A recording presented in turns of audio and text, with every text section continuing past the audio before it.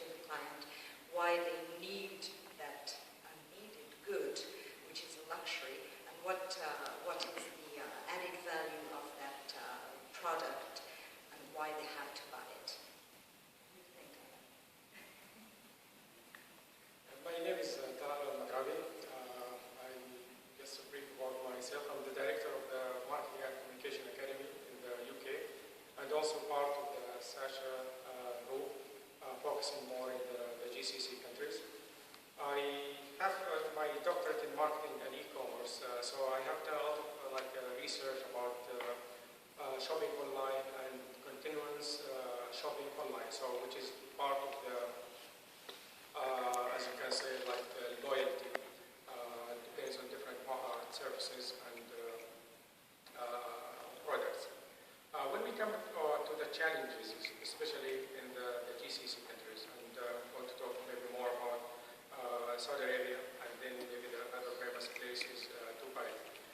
One of the challenges, in Saudi Arabia, on the online shopping and the luxury brands, is about the services and the trend of the consumer themselves. The Saudi people, mostly, they prefer shopping. If we go back to some of the studies here in the UK, almost 70 to 75% of the spenders, especially in Oxford Street, coming from the Middle Eastern countries, especially in the GCC. So they are coming here in Europe, especially in London and Paris, to spend more money in the luxury. But when we come about the online, do they shop online?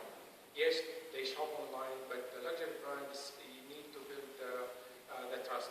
There is some of the studies we say there is a correlation between the trust on the offline and the online. So I think based on the studies we have, you need to transfer that trust to them as a continuous shoppers after they already know the brand. One of the challenges in Saudi Arabia, people, they prefer to go and shop on the shopping centers as a trend of the lifestyle. In the Saudi, for example, most of the shoppers, they go and shop because it is part of the family trend. They go as a family together. They shop. They spend the time with the family, playing with the kids. It is like an entertainment center. So when we come about the online and the traditional shoppings in the Middle East, we need to understand more about the consumers. Yes, they are high spenders, but still we have a couple of issues about the logistics, about the services, especially on the products. Yes, we are advanced on the e-government and the services for the online shopping, but when it comes to the products, we still have some logistic issues, especially as he said about the payment issues. I think just 2 weeks ago, PayPal announced that they are going to come to the Saudi or the Middle Eastern market. So that is going to be a huge trend. Last week they finished in Riyadh, the capital city of Saudi Arabia is called the Arab Net, which is a huge gathering and conference about the shopping. So that is there is a change, there is a trend change, but you need to understand that the consumers to the market you are going to. Things are changing. The penetration of the technology is one of the highest in the GCC countries. So that is something taking you to the positive side as investors. So that is the issues. I think one of the issues is PayPal solve the issue of the payment. Then we are just going to have another logistic issues about the delivery issue. Okay, thank you. Can I just ask very quickly, is there anybody here already trading in international territories other than the UK? Okay, 2 or 3 people, which is good, and I'm sure that as you entered into those new territories, you probably learned a lot more by physically trying to get there than some of the assumptions that you made at the outset. probably some fairly interesting challenges for you along the way.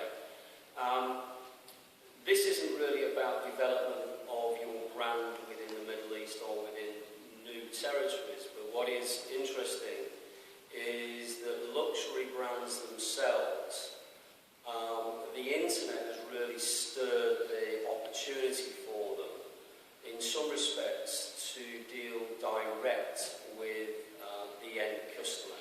And that is their paradox. In some measure, in order to keep the myth perpetuated, there has always been this distance that has been presented between a luxury brand and us commons.